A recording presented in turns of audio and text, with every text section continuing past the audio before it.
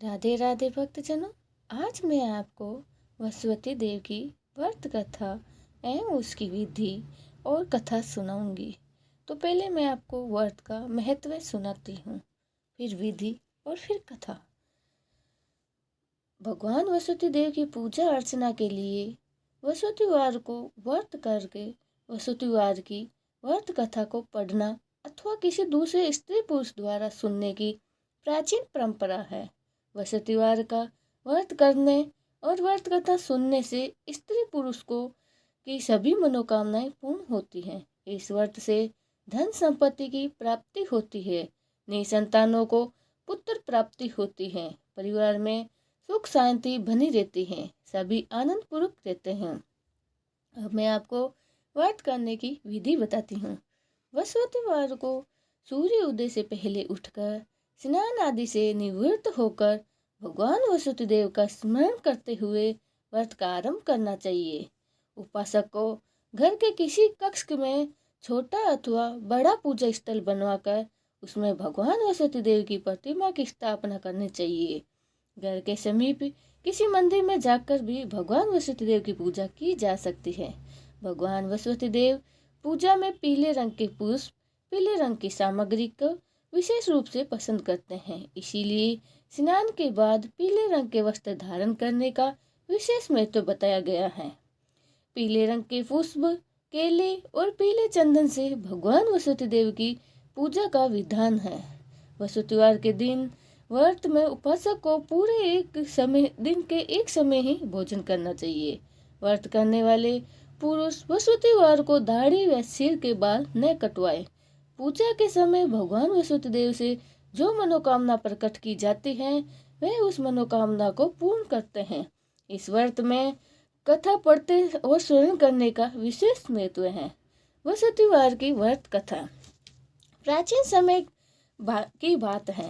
भारत में एक राजा राज्य करता था। वह बड़ा ही प्रतापी तथा दानी था। वह नित्य प्रतिदिन मंदिर में भगवत दर्शन करने के लिए जाता था।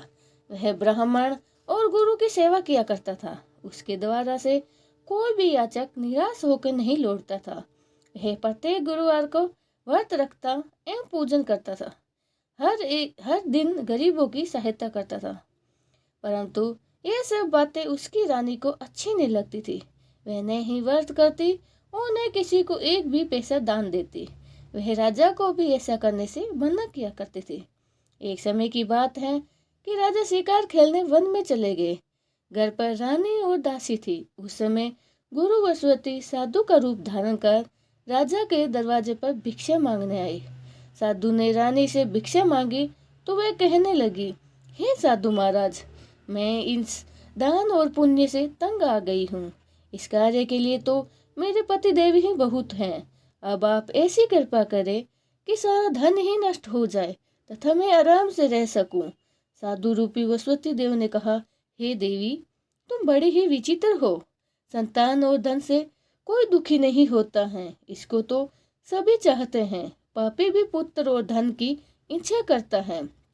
अगर तुम्हारे पास धन अधिक है तो भूखे मनुष्य को भोजन करवाओ, प्याऊ लगवाओ, ब्राह्मणों को दान दो, धर्मशालाएं बनवाओ, कुआं, तालाब, बावड़ी, बाग, बगीचे आदि का निर्माण करवाओ तथा निर्धनों की कुंवारी कन्याओं का विवाह करवाओ, साथ ही यज्ञ आदि कराओ। इस प्रकार के कर्म से आपके कुल का और आपका नाम परलोक में सार्थक होगा और एवं स्वर्ग की प्राप्ति होगी। परंतु रानी साधु की इन बातों से खुश नहीं हुई।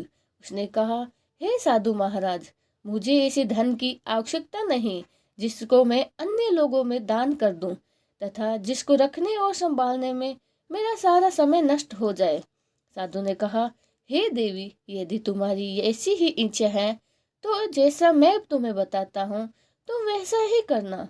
वसुदेववार के दिन घर को गोबर से लीपना, अपने केसों को पीली मिट्टी से धोना, केसों को धोते समय स्नान करना, राजा से कहना कि वे हजामत करवाए, भोजन में मांस मदिरा खाना, कपड़ा धोबी के यहाँ धुलने देना। इस प्रकार 7 वसुदेववार करने से तुम्हारा सारा धन नष्ट हो जाएगा। यह कहकर साधु महाराज रूपी वसुदेव अंतर ध्यान हो गए। रानी ने साधु से कहने के अनुसार साथ ही वसुतिवार तक ऐसा ही करूंगी, ऐसा विचार किया।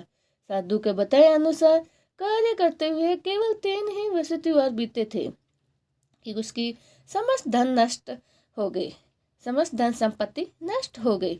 भोजन के लिए दोनों समय परिवार तरसने लगा तथा सांसारिक भोगों से दुखी रहने लगा। तब राजा ने रानी से कहा, हे रानी, तुम यहाँ पर रहो, मैं अब परदेश जा रहा हूँ, वहाँ कोई काम धंधा करूँगा, शायद हमारा भाग्य बदल जाए। ऐसा कहकर राजा परदेश चला गया। वह वहाँ जंगल में लकड़ी काट कर लाता और शहर में बेचकर अपना जीवन व्यतीत करने लगा। इधर राजा के बिना रानी और दासी दुखी रहने लगे। किसी दिन भोजन मिलता और किसी दिन जल पीकर ही काम चला लेती। एक समय रानी और दासी को 7 दिन बिना भोजन के व्यतीत करना पड़ा। तो रानी ने अपनी दासी से कहा, यहाँ पास ही के नगर में मेरी बहन रहती है, वे बड़ी ही धनवान है, तू उनके पास जाकर और वहां से 5 पैसे मांग के लेके आ, जिससे कुछ समय के लिए गुजारा हो जाएगा। रानी के ऐसे बोलने पर दासी रानी की बहन के पास गई। रानी की बहन उस समय पूजा कर रही थी, बृहस्पतिवार का दिन था। दासी ने रानी की बहन से कहा, हे रानी, मुझे आपकी बहन ने भेजा है, मुझे 5 शेर बेसर दे दो। दासी ने यह बात अनेक बार कही, परंतु रानी की बहन ने कोई उत्तर नहीं दिया, क्योंकि वह उस समय बृहस्पति देव की कथा सुन रही थी। जब दासी को रानी की बहन से कोई उत्तर नहीं मिला तो वह बहुत दुखी हुई और उसे क्रोध भी आया। वह लौटकर रानी से बोली, हे रानी, आपकी बहन तो बहुत ही धनी स्त्री है, वह छोटे लोगों से बात भी नहीं करती है। मैंने उसे कहा तो उसने कोई उत्तर नहीं दिया, मैं वापस चली आई। रानी बोली, हे दासी, इसमें उसका कोई दोष नहीं है। जब बुरे दिन आते हैं तब कोई सहारा नहीं देता है। अच्छे बुरे का पता तो विपत्ति में ही पता लगता है। जो ईश्वर की इच्छा होगी वही होगा। ये सब तो हमारे भाग्य का दोष है। उधर रानी की बहन सोचने लगी कि मेरी बहन की दासी आई थी, परंतु मैं उस समय नहीं बोली, इससे वह बहुत दुखी हुई होगी। अतः कथा सुनने और विष्णु भगवान का पूजन समाप्त होकर वह अपनी बहन के घर आई और कहने लगी, हे बहन, मैं वसुतिवार का व्रत कर रही थी, तुम्हारी दासी हमारे घर गई थी, परंतु जब मैं कथा होती है तब हम लोग न ही उठते हैं और न ही बोलते हैं, इसीलिए मैं नहीं बोली। कहो दासी, क्यों गई थी? रानी बोली, बहन, हमारा घर अनाज नहीं है, वैसे तुमसे कोई बात छुपी तो है नहीं, इस कारण मैंने दासी को तुम्हारे पास 5 शेर बेसर लाने के लिए भेजा था। रानी की बहन बोली, बहन, वसुति भगवान सबकी मनोकामनाएं पूर्ण करते हैं, देखो शायद तुम्हारे घर में भी अनाज रखा होगा। ये सुनकर दासी घर के अंदर गई और वहां एक घड़ा बेसर का भरा हुआ मिला। उसे बड़ी हैरानी हुई, क्योंकि उसने एक एक बर्तन देख लिया था। उसने बाहर आकर रानी को बताया। दासी अपनी रानी से कहने लगी, हे रानी, देखो, वैसे हमको जब अन्न नहीं मिलता तो हम रोज ही व्रत करते हैं, अगर इनसे व्रत की विधि और कथा पूछ ली जाए तो उसे हम किया करेंगे। दासी के कहने पर रानी ने अपनी बहन से वसुतिवार के व्रत के बारे में पूछा। उसकी बहन ने बताया, हे रानी बहन, वसुतिवार को सूर्य उदय से पूर्व उठकर स्नान करके वसुतिवार का व्रत करना चाहिए, लेकिन उस दिन सिर नहीं धोना चाहिए। वसुतिवार के व्रत में चना की दाल और मुनक्का से भगवान विष्णु के केले के वृक्ष की जड़ में पूजन करें तथा दीपक जलवाए। उस दिन एक समय ही भोजन करें, भोजन पीले खाद का करें, कथा सुने। इस प्रकार करने से गुरु भगवान प्रसन्न होते हैं, अन्न पुत्र धन देते हैं, मनोकामनाएं पूर्ण होती हैं। व्रत और पूजन की विधि बताकर रानी की बहन अपने घर लौट गई। रानी और दासी दोनों ने निश्चय किया कि वसुति देव भगवान का पूजन जरूर करेंगे।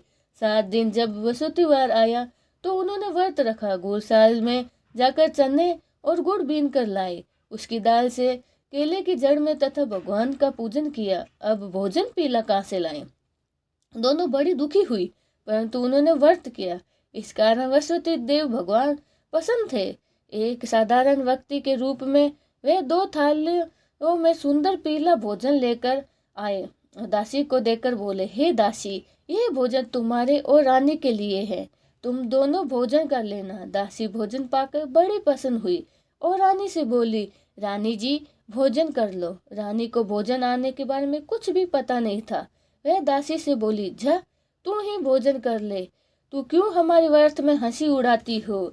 दासी बोली, एक व्यक्ति भोजन देके गया है। रानी कहने लगी, वह भोजन तेरे लिए ही देके गया है, तू ही कर ले भोजन। दासी ने कहा, वह व्यक्ति हम दोनों के लिए 2 थाली में भोजन देके गया, इसीलिए मैं और आप दोनों साथ ही भोजन करेगी। दोनों ने गुरु भगवान को नमस्कार कर भोजन प्रारंभ किया। उसके बाद से वह प्रत्येक वसुतिवार को गुरु भगवान का व्रत और पूजन करने लगी। वसुति देव भगवान की कृपा से उनके पास धन हो गया, परंतु फिर रानी पहले की तरह आलस्य करने लगी। तब दासी बोली, देखो रानी, तुम पहले भी इस प्रकार आलस्य करती थी, तुम्हारे धन से रखने में कष्ट होता था, इसी प्रकार सभी धन नष्ट हो गया था। अब गुरु भगवान की कृपा से धन मिला है तो फिर तुम्हें आलस्य होता है। बड़ी मुसीबतों के बाद हमने यह धन कमाया है, इसीलिए हमें दान पुण्य करना चाहिए। तुम भूखे मनुष्य को भोजन करवाओ, प्याऊ लगवाओ, ब्राह्मणों को दान दो, कुआं, तालाब, बावड़ी आदि का निर्माण करवाओ, मंदिर पाठशाला बनवाकर दान दो, कुंवारी कन्याओं का विवाह करवाओ, धन को शुभ कार्य में खर्च करो, जिससे तुम्हारे कुल का यश बढ़े तथा स्वर्ग की प्राप्ति हो और पितर प्रसन्न हो। दासी की बात मानकर रानी ने इसी प्रकार के कर्म करने प्रारंभ किए, जिससे उसका काफी यश फैलने लगा। एक दिन रानी और दासी आपस में विचार करने लगी कि न जाने राजा किस दशा में होंगे, उनकी कोई खोज खबर नहीं है। गुरु भगवान से उन्होंने प्रार्थना की और भगवान ने रात्रि में सपने में आके राजा के कहा, हे राजा उठ, तेरी रानी तुझको याद करती है, अब अपने देश को लौट जा। राजा प्रातःकाल उठकर जंगल से लकड़ी काट कर लाने के लिए जंगल की ओर चल पड़ा। जंगल से गुजरते हुए सोचने लगा, रानी की गलती की वजह से हमें कितना दुख भोगना पड़ रहा है। राजपाट छोड़कर उसे जंगल में आकर रहना पड़ रहा है, जंगल में लकड़ियां काटकर उन्हें बेचकर गुजारा करना पड़ रहा है। उसी समय जंगल में वसुति देव एक साधु का रूप धारण करके आए और राजा के पास आके बोले, हे लकड़हारे, तुम इस सुनसान जंगल में किस चिंता में बैठे हो, मुझे बताओ। यह सुन राजा के नेत्रों में जल भर आया और साधु की वंदना करने लगा, हे प्रभु, आप सब कुछ जानने वाले हो। इतना कहकर राजा ने साधु को अपनी संपूर्ण कहानी सुना दी। महात्मा दयालु होते हैं। वह राजा से बोले, हे राजा, तुम्हारी पत्नी ने वसुति देव के प्रति अपराध किया था, जिसके कारण तुम्हारी यह दशा हुई थी। अब तुम किसी प्रकार की चिंता मत करो, भगवान तुम्हें पहले से अधिक धन देंगे। देखो, तुम्हारी पत्नी ने वसुतिवार का व्रत प्रारंभ कर दिया है, अब तुम भी वसुतिवार का व्रत करके चने की दाल व गुड़ जल के लोटे में डालकर केले का पूजन करो, फिर कथा कहो या सुनो, भगवान तुम्हारी सब मनोकामनाएं पूर्ण करेंगे। साधु को पसंद देखकर राजा बोले, हे प्रभु, मुझे लकड़ी बेचकर इतना पैसा नहीं बचता जिससे मैं भोजन के उपरांत कुछ बचा सकूं। मैंने रात्रि में अपनी रानी को व्याकुल देखा है, मेरे पास ऐसा कोई साधन नहीं है जिससे मैं समाचार भेज सकूं, फिर मैं वसुति देव की कथा क्या ही कर लूंगा, मुझको तो कुछ भी मालूम भी नहीं। साधु ने कहा, हे राजा, तुम किस बात की चिंता मत करो, वसुतिवार के दिन तुम रोज की तरह लकड़ी लेकर शहर में जाना, तुम्हें रोज से दुगुना धन प्राप्त होगा, जिससे तुम भली भांति भोजन कर लोगे तथा वसुति देव की पूजा का सामान भी आ जाएगा। वसुति देव की कथा इस प्रकार है। वसुति देव की कथा। प्राचीन काल में एक बहुत ही निर्धन ब्राह्मण था, उसकी कोई संतान नहीं थी। वह नित्य पूजा पाठ करता, परंतु उसकी स्त्री बहुत ही मलिन के साथ रहती थी। वह स्त्री न ही स्नान करती, न ही किसी देवता के पूजन पाठ करती। प्रातःकाल उठते ही सर्वप्रथम भोजन करती, बाद में अन्य कार्य करती। ब्राह्मण देवता बहुत दुखी रहते थे। पत्नी को बहुत समझाया, किंतु उसका कोई परिणाम न निकला। भगवान की कृपा से ब्राह्मण को स्त्री को कन्या उत्पन्न हुई। वह कन्या अपने पिता के घर में बड़ी होने लगी। वह बालिका प्रातः स्नान करके भगवान विष्णु का जप करती। वह बचपन से ही वसुतिवार का व्रत करने लगी। पूजा पाठ समाप्त कर स्कूल जाते समय अपनी मुट्ठी में जौ भर लेती और पाठशाला जाने के मार्ग में डालती जाती। वही जौ सुरंग के हो जाते और लौटते समय उनको बीन कर घर ले जाती। एक दिन वह बालिका सूप में सोने के जौ पटक रही थी और साफ कर रही थी। तभी उसकी माँ ने देखा और कहा, हे बेटी, सोने के जौ को पटकने के लिए सोने का सूप होना चाहिए। दूसरे दिन गुरुवार था। वह कन्या व्रत रखा और वसुति देव से प्रार्थना करने लगी, हे प्रभु, यदि मैंने सच्चे मन से आपकी पूजा करी हो तो मुझे सोने का सूप दे दो। वसुति देव ने उसकी प्रार्थना स्वीकार कर ली और रोजाने की तरह वह कन्या जौ फैलाती हुई स्कूल चली गई। स्कूल से लौटते समय जब वो जौ बीन रही थी तो वसुति देव की कृपा से उसे सोने का सूप मिला। उसे वह घर ले आई और उससे जौ साफ करने लगी, परंतु उसकी माँ का वही ढंग रहा। एक दिन की बात है कि वह कन्या सोने के सूप में जौ साफ कर रही थी। उस समय नगर का राजकुमार वहां आया और निकल रहा था कि इस कन्या के रूप में जो सोने के सूप में जौ साफ करते हुए देखकर वह उस कन्या पर मोहित हो गया। राजमहल में आकर वह भोजन तथा जल त्याग कर उदास होकर लेट गया। राजा को जब राजकुमार द्वारा अन्न जल त्यागने का समाचार ज्ञात हुआ तो अपने मंत्रियों के साथ वह अपने पुत्र के पास गया और बोला, हे पुत्र, तुम किस बात का कष्ट है? और किसी ने क्या तुम्हारा अपमान किया है अथवा कोई कारण है जो मुझे बताओ, मैं वही करूँगा जिससे तुम्हें प्रसन्नता हो। राजकुमार ने कहा, अपने पिताजी की बातें सुनकर वह बोला, मुझे आपकी कृपा से किसी बात का कोई दुख नहीं है। किसी ने मेरा कोई अपमान नहीं किया है, परंतु मैं उस लड़की के साथ विवाह करना चाहता हूँ जो सोने के सूप में जौ साफ कर रही थी। ये सुनकर राजा आश्चर्यचकित में पड़ गया और बोला, हे बेटा, इस तरह की कन्या का पता तुम ही लगाओ, मैं उसके साथ तुम्हारा विवाह अवश्य करा दूंगा। राजा ने राजकुमार को उस लड़की का घर का पता बतलाया। मंत्री उस लड़की के घर गए और राजा का आदेश अनुसार ब्राह्मण को सुनाया। कुछ दिन बाद ब्राह्मण की कन्या का विवाह राजकुमार के साथ प्रसन्नता से हो गया। कन्या के घर से जाते ही उस ब्राह्मण देवता के घर में पहले की भांति गरीब भी निवास करने लगी। अब भोजन के लिए अन्न भी बड़ी मुश्किल से मिलता था। एक दिन दुखी होकर ब्राह्मण अपनी पुत्री से मिलने गया। बेटी ने पिता के दुख की अवस्था को देखकर अपनी माँ का समाचार पूछा तो ब्राह्मण ने सभी हाल कहा। कन्या ने बहुत सा धन देकर अपने पिता को विदा किया। इस तरह ब्राह्मण का कुछ समय सुख से पूर्वक परिवर्तित हुआ, लेकिन कुछ दिन बाद ही वही हाल हो गया। ब्राह्मण फिर अपनी कन्या के यहाँ गया और सभी हाल कहा तो पुत्री बोली, हे पिताजी और माताजी को यहाँ ले आओ, मैं उन्हें वह विधि बताऊंगी जिससे गरीबी दूर हो जाए। ब्राह्मण देवता अपनी स्त्री को लेकर अपनी पुत्री के पास राजमहल में पहुंची तो पुत्री अपनी माँ को समझाने लगी, हे माँ, तुम प्रातःकाल उठकर प्रथम स्नान करके विष्णु भगवान का पूजन करो और तब सब दरिद्रता दूर हो जाएगी। परंतु उसकी माँ उसकी बात को नहीं मानी। वह प्रातःकाल उठकर अपनी पुत्री का बच्चा जूठा खाने लगी।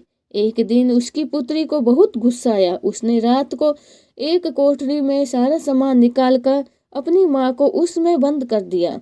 प्रातः उसमें से ही निकालकर तथा स्नान आदि कराकर पूजा पाठ करवाया तो उसकी माँ की बुद्धि ठीक हो गई। इसके बाद वह नियम से पूजा पाठ करने लगी और प्रत्येक वसुतिवार का व्रत रखने लगी। इस व्रत के प्रभाव से उसकी माँ को बहुत सा धन हो गया और वसुति देवता की प्रभाव से स्वर्ग को प्राप्त हो गई। वह ब्राह्मण सुख पूर्वक इस लोक का सुख भोगकर स्वर्ग को प्राप्त हुआ। इस तरह कहानी कहकर और सुनकर साधु देवता भी वहां से लोप हो गए। धीरे धीरे समय व्यतीत हुआ और फिर वसुतिवार का दिन आया। राजा जंगल से लकड़ी काटकर किसी शहर में बेचने गया। उसे उस दिनों से अधिक धन मिला। राजा ने चन्ना गुड़ आदि लाकर वसुतिवार का व्रत किया। उस दिन में उसके सभी कलेश दूर हो गए, परंतु अब अगला गुरुवार का दिन आया तो बृहस्पतिवार का व्रत करना भूल गया। इस कारण बृहस्पति भगवान नाराज हो गए। उस दिन उस नगर के राजा ने विशाल यज्ञ आयोजन किया था। उसमें समस्त राज्य में घोषणा करा दी कि कोई भी मनुष्य अपने घर पर भोजन न बनवाए तथा आग भी न जलाए। समस्त लोग मेरे यहाँ भोजन करने आए। इस आज्ञा को जो न मानेगा उसको फांसी की सजा दी जाएगी। राजा के आज्ञा अनुसार राज्य के सभी वासी राजा के भोजन में सम्मिलित हो गए, लेकिन लकड़हारा कुछ देर बाद पहुंचा, इसीलिए राजा ने उसको अपने साथ महल में ले गए। जब राजा लकड़हारे को भोजन करा रहे थे तो रानी की दृष्टि उस खूंटी पर पड़ी जिसमें उसका हार लटक रहा था। उसे हार खूंटी पर लटका हुआ नहीं दिखाई दिया तो रानी ने निश्चय किया कि जरूर ही मेरा हार इस लकड़हारे ने चुराया है। उसी समय सैनिकों को बुलाकर उसको जेल में डलवा दिया। जब लकड़हारा जेल खाने में गया तो बहुत दुखी होकर विचार करने लगा, न जाने कौन से पूर्व जन्म के कर्म से मुझे यह दुख प्राप्त हुआ है।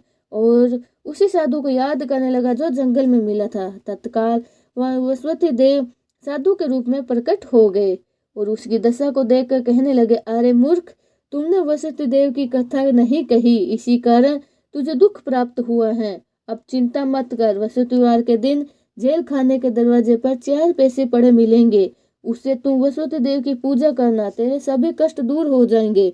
अगले बृहस्पतिवार को उसे जेल के आगे द्वार के आगे 4 रुपए मिले। राजा ने पूजा का सामान मंगाकर कथा कही और प्रसाद बांटा। उसी रात्रि को बृहस्पति देव ने उस नगर के राजा को सपन में कहा, हे राजा, तुमने जिस आदमी को जेल खाने में बंद कर रखा है वह निर्दोष है, वह राजा है, उसे छोड़ दो। रानी का हार उसी खूंटी पर लटका हुआ है। अगर तू ऐसा नहीं करेगा तो मैं तेरा सारा राज्य नष्ट कर दूंगा। राजा प्रातः काल उठकर उसी खूंटी पर हार लटका हुआ देखा। लकड़हारे को बुलाकर क्षमा मांगी तथा राजा के योग्य सुंदर वस्त्र आभूषण भेंट कर उसे विदा किया।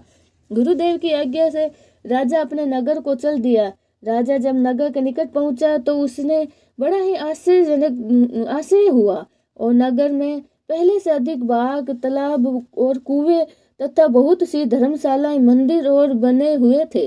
राजा ने पूछा, यह किसका बाग और धर्मशाला है?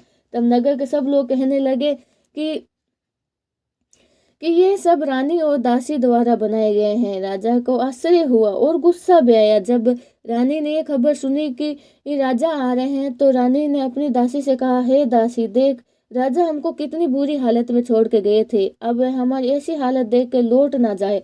ऐसा कर, तू दरवाजे पर खड़ी हो जा। रानी की आज्ञा, दासी दरवाजे पर खड़ी हो गई। जब राजा आए तो उसने अपने साथ महल में ले आए। राजा ने क्रोध में करके अपनी तलवार निकाली और रानी से पूछने लगे, बताओ, यह धन तुम्हें कैसे प्राप्त हुआ? तब रानी ने बताया, हमें यह धन बृहस्पति देव के व्रत के प्रभाव से मिला है। तब रानी ने बताया कि हमें यह धन बृहस्पतिवार के व्रत के प्रभाव से मिला है। राजा ने तब से निश्चय किया कि 7 रोज बाद तो सभी बृहस्पति देव का पूजन करते हैं, परंतु मैं रोजाना दिन में 3 बार कथा कहूँगा और रोज व्रत किया करूँगा। अब हर समय राजा के दुपट्टे में चने की दाल बांधी रहती थी तथा दिन में 3 बार कथा कहता था। एक रोज राजा ने विचार किया कि चले अपनी बहन के यहाँ हो आए। इस तरह निश्चय कर राजा घोड़सवार पर होकर अपनी बहन के यहाँ चल दिया। मार्ग में उसे कुछ आदमी मुर्दे को ले जाते हुए मिले। उन्हें रोककर राजा ने कहा, अरे भाई, मेरी बृहस्पतिवार की कथा सुन लो। वो बोले, लो, हमारा तो यहाँ आदमी मर गया, इसको कथा की पड़ी है। परंतु कुछ आदमी बोले, अच्छा, हम तुम्हारी कथा सुन लेंगे। राजा ने दाल निकाली और कथा कहनी शुरू की। जब कथा आदि हुई तब मुर्दा हिलने लगा। जब कथा समाप्त हुई तो राम राम करता हुआ वह मुर्दा उठ खड़ा हुआ। राजा आगे बढ़ा और चलने लगा तो शाम हो गई। आगे मार्ग में एक किसान खेत जोत रहा था। राजा चला था, मिला। राजा ने उसे कहा, अरे भाई, तुम मेरी बृहस्पतिवार की कथा सुन लो। किसान बोला, जब मैं तेरी बृहस्पतिवार की कथा सुनूंगा तब तक मैं 4 हलिया जोत लूंगा। जा, तेरी कथा किसी और को सुनाना। राजा आगे चलने लगा। राजा के हटते ही बेल 5 खार के गिर पड़ा और किसान के पेट में जोर से दर्द होने लगा। उसी समय किसान की पत्नी रोटी लेके आई। तो उसने जब यह देखा तो अपने पति से सब हाल पूछा। पति ने सभी हाल अपनी पत्नी को बता दिया। पत्नी दौड़ी दौड़ी उस घुड़सवार के पास गई और बोली, मैं तेरी कथा सुनूंगी, तू अपनी कथा मेरे खेत में चलकर कहना। राजा ने लौटकर जब पत्नी के खेत में जाकर कथा कही तो जिसके सुनते ही बैल खड़े हो गए और किसान के पेट का दर्द बंद हो गया। राजा अपनी बहन के घर पहुंच गया। बहन ने भाई की खूब मेहमान नवाजी करी। रोज प्रातः काल राजा जागा तो देखा कि सब लोग भोजन कर रहे हैं। राजा ने अपनी बहन से पूछा, यहाँ ऐसा कोई मनुष्य है जिसने भोजन नहीं किया है? मेरी वसुदेव की कथा सुन ले। रानी बोली, है भैया, यह देश ऐसा ही है। यहाँ पहले सब लोग भोजन करते हैं, उसके बाद अन्य कार्य करते हैं। अगर पड़ोस में कोई हो तो मैं देख के आती हूँ। ऐसा कहकर बहन चली गई, परंतु उसे ऐसा कोई भी व्यक्ति नहीं मिला जो भोजन नहीं किया हो। वह एक कुम्हार के घर गई जिनका लड़का 3 दिन से बीमार था। उसे मालूम हुआ यहाँ पर 3 दिन से किसी ने भोजन नहीं किया है। रानी ने अपने भाई की कथा सुनने के लिए कुम्हार के कहा। वह तैयार हो गए।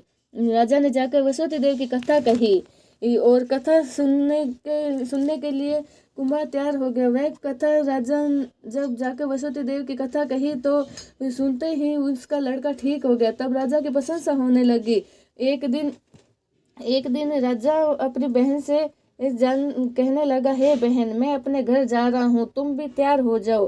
राजा की बहन अपनी सास से जाकर बोली, मैं अपने भाई के साथ जाने की आज्ञा मांगी तो सास बोली कि तू चली जा, परंतु तेरे लड़के को मत लेकर जाना, क्योंकि तेरे भाई के यहाँ कोई संतान नहीं है। बहन ने अपने भाई से कहा, हे भैया, मैं तो चलूंगी, परंतु मेरा कोई लड़का नहीं चलेगा। राजा ने कहा, जब कोई बालक ही नहीं चलेगा तो तुम जाकर क्या करोगे? दुखी मन से राजा अपने नगर को लौट गया।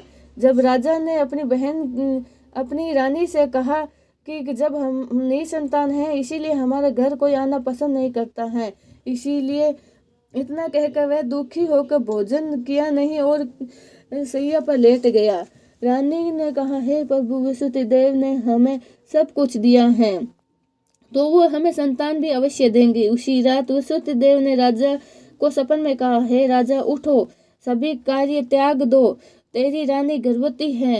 राजा को यह जानकर बड़ी प्रशंसा हुई। 9वें महीने ही रानी के गर्भ से एक सुंदर बालक पैदा हुआ।